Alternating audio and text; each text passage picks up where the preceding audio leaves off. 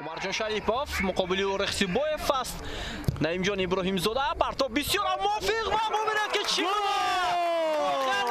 мезанад футболбозони дастаи Хатлон ва дар ин лаҳза Худойдод Узоқов яке аз беҳтарин бозингарони дастаи Хатлон дарвозаи Хуҷандро дар дақиқаи 21 рахна мекунад.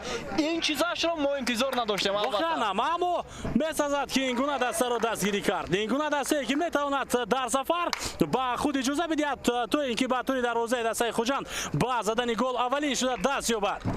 Воқеан ҳам онҳо бозии хуб нишон дода истоданд муқобили дастаи Хуҷанд нобаста аз ҳама мушкилоте ки доранд ва аз чӣ бошад ки дастаи Хуҷанд ҳоло бозии зебои худро нишон дода наметавонад ва муқобили клуби марказии варзиш ҳам онҳо ҳамин гуна бозӣ доштанд вале муваффақ шуданд. Бубинед чӣ гуна Умарҷон Шарипов ва Наимҷон Иброҳимзода аз канори рости рақобат ҳуҷуми дастаи Хатлонро оғоз карданд. Худойдод Узоқов дар ҷаримагоҳ муваффақ шуд ва инҷо имконият буд барои бозингарони Хуҷанд.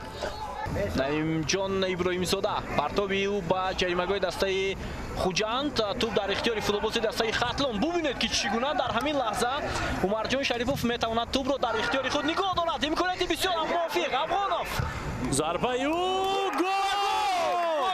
Гол 0 ва ё 0 бар 2. Ва воқеан ҳамин голи намедонам англисӣ бигӯям чӣ бигӯям бо як услуби хеле ҳам ҷолиб иҷро карда шуд ва аслан ин гуна зарбаҳоро футболбозоне иҷро мекунанд ки бештар бо пои чап бозӣ мекунанд. Аммо Сорбону Афғонов футболбози пои чап нест, вале бисёр бо як маҳорати баланд зарбаро иҷро кард. Ҳисоб 0 бар 2 дӯстони арҷуманд. Ғайри чашм дошт дастаи Хатлон дар бозии сафари муқобили дастаи Хуҷанд 2 дафъа ба пеш мебарояд. Такроран мебинем ин ҳолатро ва ҳаловат ҳам мебарем аз ин зарба. Бубинед ки чӣ тавр зебо буд зарбаи задаи Сорбон бо пои чап дар вазъияте ки як бозигар капитани даста Манучер Ахмедов бар муқобили ӯ бозӣ мекард, муваффақ шуд ки ба задани гол даст ёбад.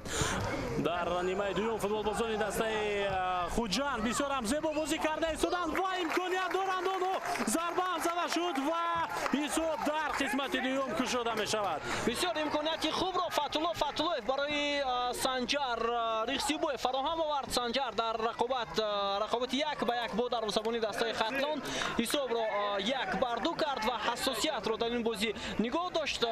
Шақалов Комрони Мирзо Наҷод. Ҳоло мо голи задаи футболбози дастаи Хуҷандро мебинем бори дигар. Санҷар Рихсибоев ки чӣ тавр ба тури дарвозаи Куае Готсон зад баъди паси Фатҳулло. Акнун Дилшод Бозоров ҳамроҳ бо Андрей Сидоров дар хати ҳамла бозӣ мекунанд. Фатҳулло мебинем ки дар канори чап дар нақши ним муҳофизатгар ҳунарнамоӣ мекунад. Худойдод Узоқов партоби бисёр ҳам хуб боло имконият барои футболбозони дастаи Хатлон.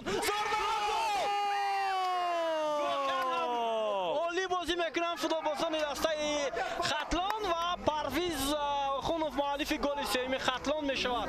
Се голе ки дар иҷрои меҳмонон зада мешавад голҳои зебо.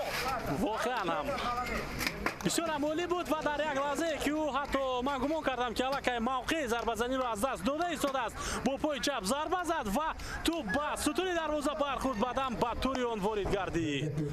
Такроран мебинем ин ҳолатро. Дарвозабон аслан имконияти баргардондани ин зарбаро надошт. Маъмур Икромов самти зарбаи Парвиз Охуновро пай бурд, аммо онро баргардонида натавонист. Туп ба паҳлӯи дарвоза расид ва ҳамин тавр ҳисоб 3 бар 1 гардид дӯстони арҷуманд. Дақиқаи 72-ими рақобат ва шояд камтари дигар имконият диҳад довар ба ҳуҷуми дастаи Хуҷанд.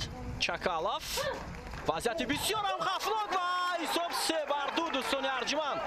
Агар барвақттар футболбозони Хуҷанд голи дуюми хешро мезаданд, фикр мекунам имконияти хубтари баргаштан ба бозиро медоштанд, вале аллакай дақиқаи 7 рафта истодааст. Дилшод Бозоров муаллифи гол. Дилшод аз ҳайати эҳтиётӣ ба бозӣ омад ва тавонист ки ба задани гол даст ёбад. Инҷо дарвозабон кори худро фикр мекунам хуб анҷом дод. Бале Сидоров бубинед дар рақобати дуюм муваффақ шуд ва тупро ҷониби дарвоза равон кард. Дарвозабон ҳарчанд баргардонид, аммо Дилшод Бозоров дубора зарбаро иҷро кард.